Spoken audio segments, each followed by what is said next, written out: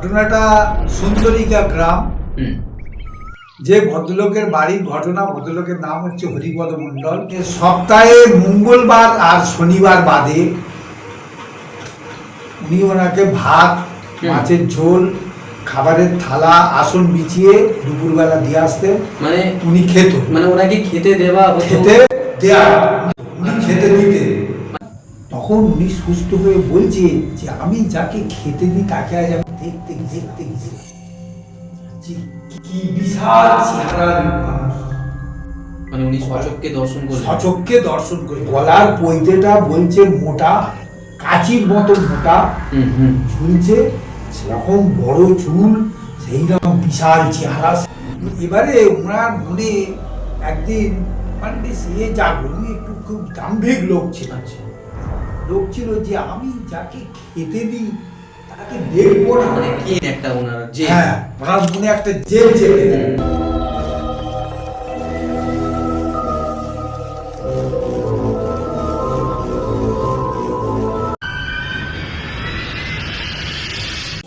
হরস্টোরি with পবিত্রতে সকলকে জানাই স্বাগত। আপনারা যদি আমাদের ভিডিওগুলো দেখছেন প্রত্যেক সপ্তাহে রবিবার রাত 8টা এবং বুধবার রাত 8টায়, তো ধন্যবাদ আপনাদেরকে। আর আমরা কিন্তু 3টে প্ল্যাটফর্মে আছি, একটা হচ্ছে ইউটিউব, ইনস্টা এবং ফেসবুক। যদি আপনারা ইনস্টাতে সার্চ করেন পবিত্র দাস, হরস্টোরি উইথ পবিত্র ইনস্টাতে, ফেসবুকে আপনার পবিত্র দাস, আর ইউটিউবে আছে আপনাদের হরস্টোরি উইথ পবিত্র। তো অবশ্যই গল্পটা কিন্তু লাস্ট অবধি শুনবেন। আমাদের আগের যে গেস্ট আছে ওনার সঙ্গে কিন্তু আমরা ইন্ট্রোডিউস করাবো অবশ্যই। তো তার আগে আমি বলে দিই, আগের যে ঘটনাগুলো যাদের ভালো লেগেছে তারা অবশ্যই কিন্তু আমাদের কমেন্টে জানাবেন, এবং আজকে যিনি এসছে ওনার যদি গল্প ভালো লাগে শোনার পরে তো অবশ্যই কিন্তু কমেন্ট করবেন আপনারা। আর দ্বিতীয়ত হয়ে গেল, যদি আপনাকে ওনারা আরও একবার গল্প শোনার জন্য আসতে বলেন তো অবশ্যই কিন্তু ওনাকে মেসেজ করে জানাবেন যে ওনার গল্প কেমন লেগেছে বা ওনাকে আপনারা দেখতে চান কি না। তো এই বলে আজকের আমি আমার গল্প শুরু করব। যেটু বললেন, আমি যেটু বলেই বলছি। হ্যাঁ, তো যেহেতু আপনি বয়সে বড়, তো আপনার কোত্থেকে এসছেন? আমার বাড়ি উপস্থিত মৌদি। আচ্ছা, মৌদি, আমি কাছাকাছি ধরুন। আমি যে ঘটনাটা শোনাবো আজ থেকে 50 থেকে 60 বছর পিছনের ঘটনা, একটা ব্রহ্মদৈত্যের ঘটনা। তো বন্ধুরা আজকে কিন্তু শুনবেন আপনারা জেঠুর মুখ থেকে ব্রহ্মদৈত্যর গল্প। এটা কিন্তু রিয়েল, কারণ যখন আমরা তোমার সাথে আমরা মানে কথা বলেছিলাম তোমার সাথে যে তুমি চলে এসেছি, অসুবিধা কিছু মনে করবে না। যখন তোমাকে আমি জিজ্ঞাসা করেছিলাম যেটু আমাদের এরকম গল্পর একটা পডকাস্ট খুলেছি আমরা চ্যানেল, তো তুমি যদি এসে বলতে চাও আমাদের কাছে, তুমি বলেছিলে হ্যাঁ আমি যাব, আমার কাছে গল্প আছে 2-3 গানা। তো সেই হিসাবে আমি যে বলেছিলাম এগুলো একটা সত্যি ঘটনা। তো যেটু বলেছিল আমি অনেকদিন আগে তো ওনাদের বাড়িতে ব্যাপারটা হয়েছিল, তো সেই হিসাবে ওনাদের নামগুলো আমি জেনে নেওয়ার একবার চেষ্টা করবো বা জানতে আমি ওদের বাড়িতে যাব। তো সেই সূত্রে কিন্তু যেটুকে মানে সময় হয়ে ওঠেনি আর যেটুক, যদিও বা তবুও আমরা যেটুকে বলেছিলাম যে যেটু তুমি একবার সময় করে যদি পারো, তো হয়নি হয়তো সময়, কিন্তু আমরা আর মানে অ্যাডজাস্ট করতে পারলাম সময়টাকে। তার আগেই কিন্তু আমরা যেটুকে নিয়ে চলে এসেছি আপনাদের কাছে ওই গল্পটা শোনাবার জন্য। তো যেটু শুরু করো আজকে। ঘটনাটা সুন্দরিকা গ্রাম। যে ভদ্রলোকের বাড়ির ঘটনা, ভদ্রলোকের নাম হচ্ছে হরিপদ মণ্ডল। আচ্ছা, এই যে সুন্দরিকা গ্রাম বলছো, এটা কোথায়? এটা ফলতা থানায়। আচ্ছা, মানে ফলতা থানায় সুন্দরিকা গ্রামের ঘটনা। সুন্দরিকা গ্রাম আছে। আচ্ছা আচ্ছা, ওই গ্রামের হচ্ছে ঘটনা। ভদ্রলোকের নাম হচ্ছে হরিপদ মণ্ডল। ওনার বাড়িটা তখনকারের দিনের 8.5 বিঘে বাস্তু।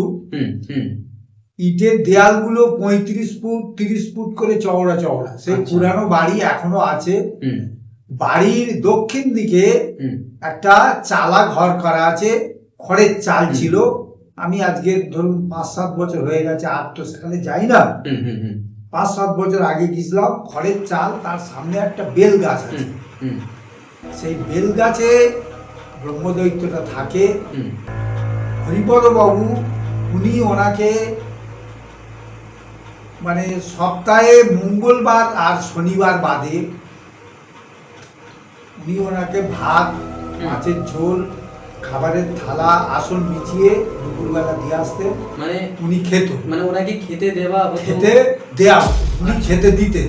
মানে ওনাকে মানে যেরকম আমরা যেরকম ভাত মাছের ঝোল টোল ভাত খাই উনি সেইভাবেই খেতে মানে দিতেন। এটা ভোগ হিসাবে দেওয়া হ্যাঁ, হতো। ভোগ হিসাবে।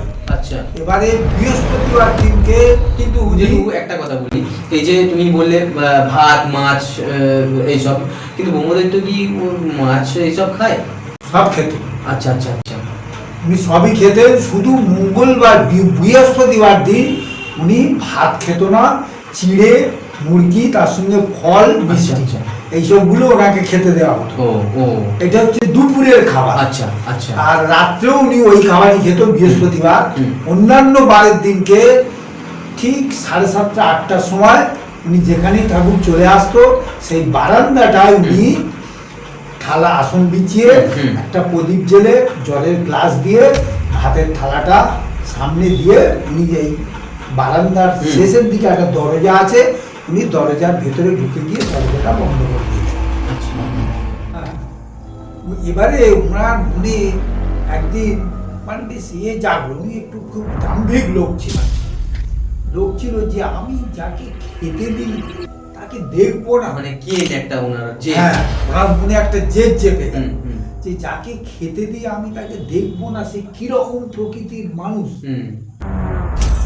একদিন রাত্রে মানে রাত্রের খাবারটা দিয়ে উনি বারান্দার দরজাটা বন্ধ না করে একটা পা বাড়িয়ে দিয়ে একটা পা ভিতরে একটা পা পিছনে দিয়ে উনি ঘাড় ঘুরিয়ে ওনাকে দেখার চেষ্টা করেন। আচ্ছা। উনি দেখেই যে কি বিশাল লোক,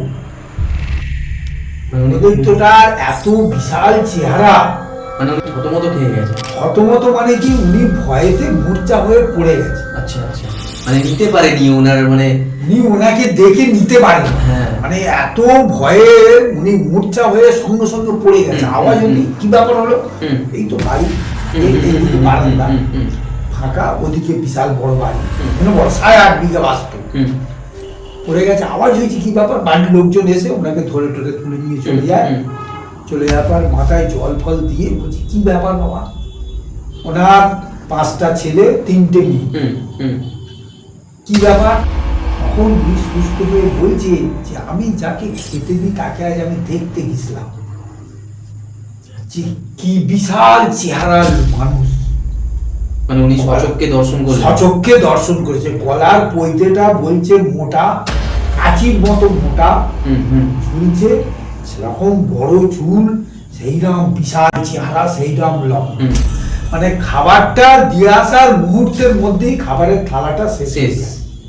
এদের তো দেখা বড় কঠিন। হ্যাঁ, উনি ওইভাবে দেখেছিলেন, দেখে দেখে সুস্থ হয়ে সব ছেলে মেয়েদের গল্প করতেন। কিন্তু যেহেতু আমি একটা তোমায় কোশ্চেন করছি, মানে সবাই পক্ষে তো দেখা সম্ভব নয়, একমাত্র মানে যারা উনি যাদেরকে দেখা দেবেন তাদেরকেই উনি দেখে ফেলেছি। আচ্ছা।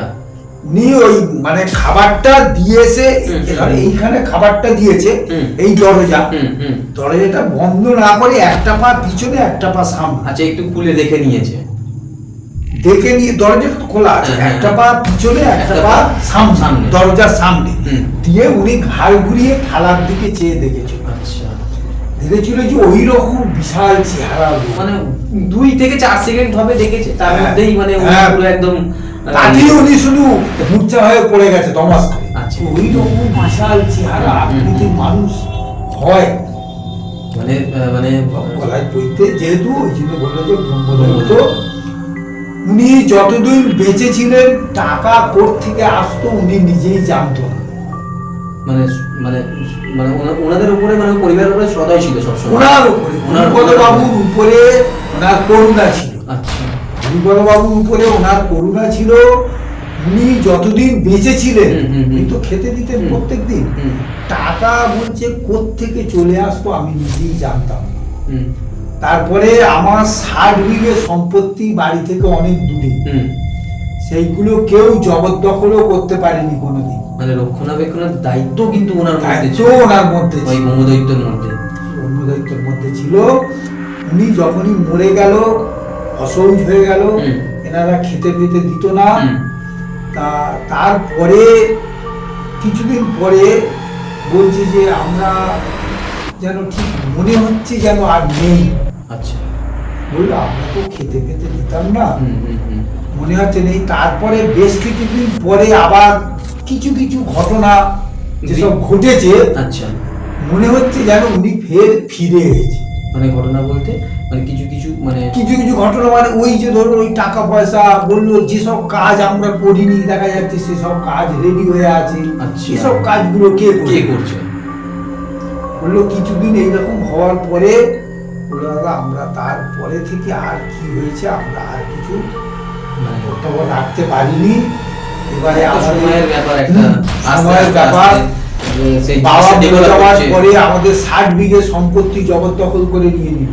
আচ্ছা, 60 বিঘে সম্পত্তি জবরদখল করে নিয়ে নিয়েছে, আমরা কিছু করতে পারিনি। হুম, মানে তার মানে আর মানে বোধহয় তো আর ছিল না, মানে আস্তে আস্তে আস্তে আস্তে উনি হয়তো ছিল উনি- না বা দেখেনি, হুম। কারণ উনি আগে ওইগুলো না, দেখে ওদের ব্যাপার তো একটা ভোগ দেওয়ার ব্যাপার আছে, হ্যাঁ, একটা ওদের গাইড করার ব্যাপার আছে। গাইড বলতে কি, আত্মাকে তো কেউ গাইড করতে পারবে না, কিন্তু না। উনি তো একটা বড় মাপের মানে এন্টিটি। ওই জন্যে বলছে যে ব্রহ্মদৈত্য যা সহায় হয়, হ্যাঁ, সে ফেপে ফুলে একদম বেনার, হুম, কিন্তু যার দিকে অন্য দৃষ্টিতে দেখবে তিনি একদিন ঘটাতে পারবে না। মানে সেখান থেকে ও পুরো একদম এক নিমিষে শেষ। এক নিমিষে সব শেষ হয়ে যাবে। এরকম ঘটনা হুগলিতে একটা রয়েছে যে, আচ্ছা, আচ্ছা। সেটা আসলে ওই ঘটনাটা ছোট, আচ্ছা। আমি তো ডিটেলস সব লোক জানিনি। এনার আমি বাড়িতে গেছি, ওনার নাম জানি, মানে পরিচিত গ্রাম একটা জানি, গ্রাম। হ্যাঁ, ওনার ছেলেদের সঙ্গে আমার পরিচয় মানে ছিল, কর্মসূত্রে একটা ওনার পরিচয় মেয়ের হয়েছিল। সঙ্গেও, ওনার ছোট মেয়ে আবার একটা ড্রাইভার বিয়ে হুম, করেছে, হুম, হুম। হ্যাঁ, ওনার ছোট মেয়েকে মানে ওনার ওখানে যাওয়া আসা একটা কর্মসূত্রের মধ্যে থাকা। আমি অ্যাকচুয়ালি যেতাম কড়াইবেড়ে, হুম। কড়াইবেড়ে পাশের গ্রামই হচ্ছে ওই। আচ্ছা,